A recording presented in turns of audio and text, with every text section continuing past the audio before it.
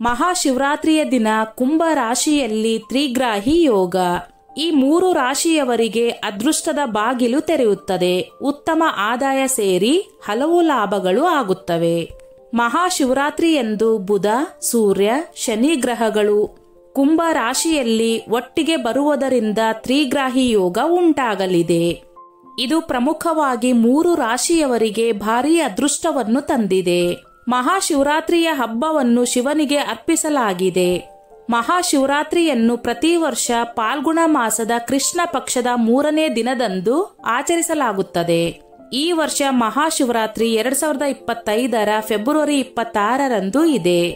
ಹಿಂದೂ ಧರ್ಮದ ನಂಬಿಕೆಗಳ ಪ್ರಕಾರ ಶಿವ ಮತ್ತು ಪಾರ್ವತಿ ದೇವಿಯು ಮಹಾಶಿವರಾತ್ರಿಯ ದಿನದಂದು ವಿವಾಹವಾದರು. ಈ ವರ್ಷ ಮಹಾಶಿವರಾತ್ರಿಯಂದು ಗ್ರಹಗಳು ಮತ್ತು ನಕ್ಷತ್ರಗಳ ಶುಭ ಸ್ಥಾನವು ಕೆಲವು ರಾಶಿಚಕ್ರ ಚಿಹ್ನೆಗಳಿಗೆ ಬಹಳ ಶುಭವಾಗಲಿದೆ. ಮಹಾಶಿವರಾತ್ರಿಯಂದು ಶ್ರಾವಣ ನಕ್ಷತ್ರ ಮತ್ತು ಸಿದ್ಧಿಯೋಗ ಇರುತ್ತದೆ. ಇದನ್ನು ಜ್ಯೋತಿಷ್ಯ ಶಾಸ್ತ್ರದಲ್ಲಿ ಬಹಳ ಶುಭವೆಂದು ಪರಿಗಣಿಸಲಾಗಿದೆ. ಇದಲ್ಲದೆ ಮಹಾಶಿವರಾತ್ರಿಯಂದು ಶನಿಯ ಕುಂಭ ರಾಶಿಯಲ್ಲಿ ತ್ರಿಗ್ರಾಹಿ ಯೋಗವು ರೂಪುಗೊಳ್ಳುತ್ತದೆ. ಕುಂಭ ರಾಶಿಯಲ್ಲಿ ಬುಧ, ಸೂರ್ಯ ಮತ್ತು ಶನಿ ಒಟ್ಟಿಗೆ ಕುಳಿತುಕೊಳ್ಳುತ್ತಾರೆ. ಈ ತ್ರಿಗ್ರಾಹಿ ಯೋಗವು 3 ರಾಶಿಚಕ್ರ ಚಿಹ್ನೆಗಳ ಮೇಲೆ ಶುಭ ಪರಿಣಾಮಗಳನ್ನು ಬೀರುತ್ತದೆ.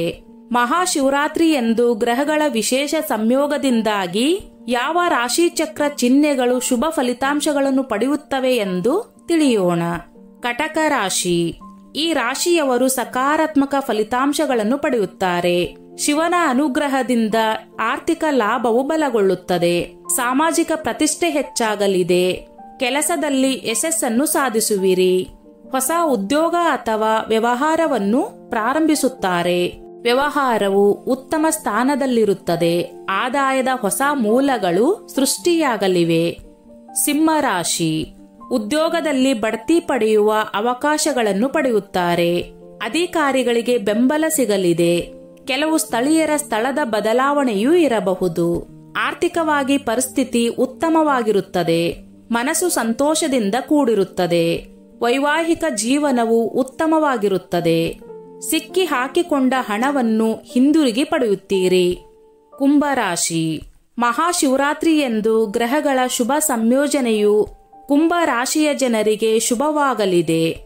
ಭೂಮಿ, ಕಟ್ಟಡ ಮತ್ತು ವಾಹನವು ಸಂತೋಷದ ಹೆಚ್ಚಳದ ಸಂಕೇತಗಳಾಗಿವೆ. ಉದ್ಯೋಗದಲ್ಲಿ ಪ್ರಗತಿಯ ಮಾರ್ಗಗಳು ತೆರೆದುಕೊಳ್ಳುತ್ತವೆ. ವ್ಯವಹಾರದಲ್ಲಿ ಬದಲಾವಣೆಯಾಗುವ ಸಾಧ್ಯತೆ ಇದೆ. ವಿದೇಶಕ್ಕೆ ಹೋಗುವ ಸಾಧ್ಯತೆಗಳು ಇವೆ. ವಿದೇಶಿ ವ್ಯವಹಾರದಲ್ಲಿ ಹೆಚ್ಚಳವಾಗಲಿದೆ. ವ್ಯಾಪಾರ ಪ್ರವಾಸಕ್ಕೆ ಹೋಗಬಹುದು. ಸ್ನೇಹಿತರೆ, ಈ ನನ್ನ ಮಾಹಿತಿ ನಿಮಗೆ ಇಷ್ಟವಾಗಿದ್ದಲ್ಲಿ ದಯವಿಟ್ಟು ಶೇರ್ ಮಾಡಿ, ಲೈಕ್ ಮಾಡಿ ಮತ್ತು ಸಬ್ಸ್ಕ್ರೈಬ್ ಮಾಡಿ.